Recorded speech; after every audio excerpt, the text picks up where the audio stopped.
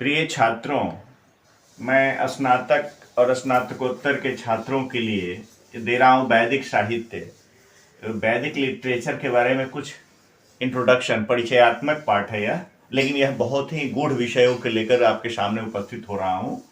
सबसे पहले वैदिक साहित्य के कई भाग हैं, उसमें संहिता है, ब्राह्मण है, आरण्यक है और उपनिषद है। अब संहिता क्या है? व्याकरण के दृष्टिकोण से देखिएगा तो परः सन्निकर्षः संहिता, जहाँ वर्णानाम अतिशयितः सन्निधि संहिता संज्ञः स्यात्, वर्णों का अतिशय सामीप्य होना ही संहिता कहलाता है।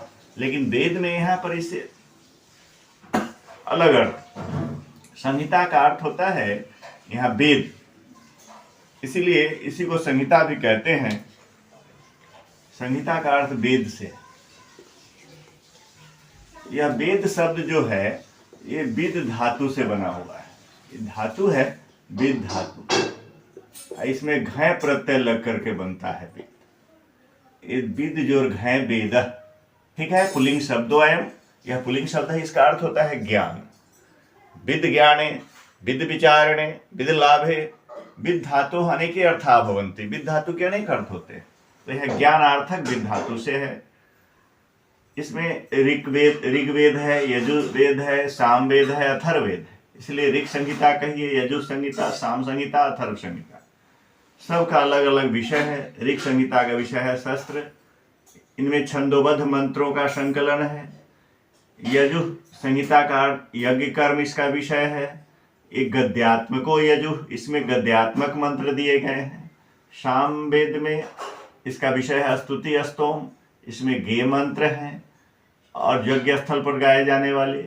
और अथर्ववेद जिसका विषय है प्रायश्चित, इसके देवता है, अब इसके जो मुख्य देवता है यजुर्वेद, ऋग्वेद के वो है इंद्र, यजुर्वेद के मुख्य देवता है वायु और सामवेद के मुख्य देवता है सूर्य और इसके अथर्ववेद के मुख्य देवता है सोम। इनके ऋषि है शाकल, यजुर्वेद के मुख्य ऋषि वैशंपायन, इसके जैमिनी हैं और इसके प्रमुख आचार्य सुमंतु हैं। यह स्पेशल मैंने लिखा है कि जानकारी हो जाए, फिर ऋग्वेद के बारे में फिर और अन्य बातें आएंगी। उससे पहले अब ऋग्वेद की जो 21 शाखाएं हैं उसमें से 5 ही उपलब्ध हैं अभी। शाकल, आश्वलायन, सांख्यायन, मांडुकायन। शाकल, वास्कल, आश्वलायन, सांख्यायन, लेकिन शाकल शाखा ही मुख्य रूप से अब उपलब्ध हो पाता है। ये यजुर्वेद की 101 शाखाएं हैं, कहा जाता है एक शतम अध्वर्यु, और सामवेद की 1000 शाखाएं हैं। सहस्रवर्तमा सामवेद। और अथर्ववेद तो इन्हीं सब वेदों से जो मंत्र हैं उसमें दिए गए अथर्ववेद में है। आप देखेंगे बहुत सारे ऐसे मंत्र हैं जैसे माता भूमि पुत्रो हम पृथिव्या, ये अथर्ववेद का ही मंत्र है। उसमें बहुत सारे आयुर्वेद के भी बहुत सारे मंत्र अथर्ववेद से ही गृहीत किए गए हैं, लिए गए हैं आयुर्वेद शास्त्र। तो आपने देखा, इन सामान्य परिचय केवल मैं दे रहा हूं। अब जब इनको पढ़ा जाए तो इन मंत्रों को पढ़ने के लिए, वैदिक पाठ करने के लिए 2 प्रकार का विधान दिया गया है। एक है प्रकृति पाठ और दूसरा है विकृति पाठ। वैदिक पाठ जो हम करते हैं वैदिक मंत्रों को, तो 2 प्रकार के पाठों की चर्चा है, एक प्रकृति पाठ की और दूसरा विकृति पाठ की। प्रकृति पाठ के 3 भेद हो जाते हैं, एक संहिता पाठ, दूसरा पद पाठ, तीसरा क्रम पाठ। कहता है, विद्वानों का ऐसा मत है कि संहिता पाठ से 2 गुना अधिक पद पाठ पढ़ने में पुण्य होता है और पद पाठ से 3 गुना अधिक क्रम पाठ करने में पुण्य होता है। संहिता पाठ को कालिंदी संहिता गेया, संहिता पाठ को कालिंदी नदी का स्वरूप बताया गया है, कालिंदी मतलब यमुना। पद पाठ को सरस्वती का स्वरूप बताया गया है। तो इस तरह से कहता है, संहिता पाठ पढ़ने वाले सूर्य लोक को प्राप्त करते हैं, पद पाठ पढ़ने वाले चंद्र लोक को प्राप्त करते हैं। ऐसी कल्पना भी आई है, भिन्न भिन्न ग्रंथों का अध्ययन मैंने किया, उसमें ऐसा वर्णन हमको मिला। तो आप इस संहिता पाठ, पद पाठ और क्रम पाठ, प्रकृति पाठ के 3 भेद है, संहिता पाठ, पद पाठ और क्रम पाठ। और विकृति पाठ, तो संहिता पाठ क्या है?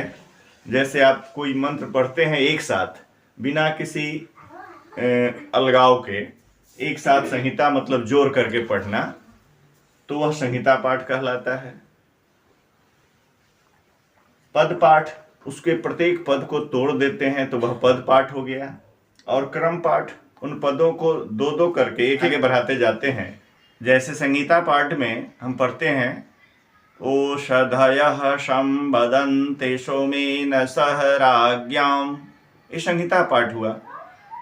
अब इसी को जब हम पद पाठ में कन्वर्ट करेंगे तो बोलेंगे ओषधयः शं वदन्ते सोमेन सह राज्ञाम्, ये हो गया आपको पद पाठ। और क्रम पाठ में कैसे करेंगे, ओषधयः शं वदन्ते वदन्ते सोमेन सह राज्ञाम्, एक एक अगला हम ले रहे हैं, इसको कहते हैं क्रम पाठ। ऐसे करके क्रम पाठ का अध्ययन होता है। हर एक पद से अगला पद जोड़ दिया जाता है, फिर उसको अगले पिछले को छोड़ करके फिर अगले पद के साथ उसका अन्वय होता है। इसकी विशेष चर्चा अगले पाठ में करेंगे, जब वैदिक मंत्रों का हम अध्यापन करेंगे उस समय। और विकृति पाठ जो है, इसके 6 भेद होते हैं, 8 अष्टौ विकृतयः प्रोक्तः। 8 विकृति पाठ के, जटा माला शिखा रेखा ध्वज दंड रथो गण, कहता है ये 8 जटा माला शिखा रेखा ध्वज दंड रथ गण, ये विकृत पाठ के भेद हैं। अब विकृत, इन सब के ऋषि हैं, जो जटा पाठ के ऋषि हैं ब्याडी, माला के वशिष्ठ, शिखा के भृगु, रेखा के अष्टावक्र, ध्वज के विश्वामित्र, दंड नामक पाठ जो है विकृत उसके पराशर, रथ के कश्यप और घन पाठ के अत्रि। ये पूछता है यूजीसी एग्जाम में, जेआरएफ वगैरह में पूछता है कि जटा माला कितने विकृत पाठ के कितने भेद हैं, तो 8। उनके प्रत्येक ऋषि अलग अलग हैं, इसलिए इनके जानना जरूरी हो जाता है। आप जानते हैं वैदिक मंत्रों की जितने भी ऋचाएँ हैं, उनके जो ऋषि हैं वो दृष्टा ऋषि, चूँकि वो ये लोग हैं, तो इन पाठों के का जो क्या कहते हैं, उनको कह सकते हैं इन्वेंटर यही है, ये ऋषि है।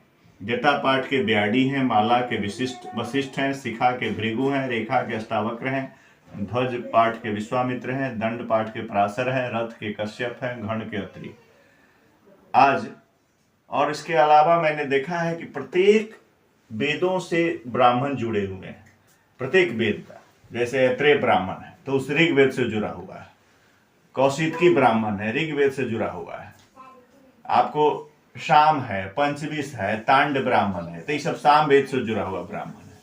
शतपथ ब्राह्मण है तो यजुर्वेद से जुड़ा हुआ ब्राह्मण है।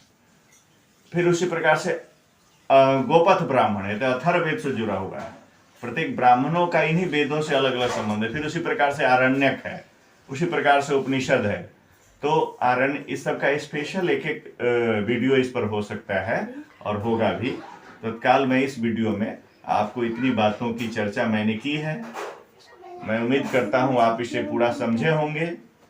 और फिर संहिता पाठ, पद पाठ, क्रम पाठ, इसका कैसे पाठ किया जाता है वो वैदिक मंत्रों के ऋचाओं के अध्यापन के माध्यम से हम आपको बताएंगे। तत्काल आपको मैंने बता दिया है। संहिता पाठ में बिना अलग किए हुए, पद पाठ में पदों को अलग अलग करके पढ़ना होता है। जैसे शम ओषधयः वदन्ते सोमेन सह राज्ञा, ऐसे करके होता है ना।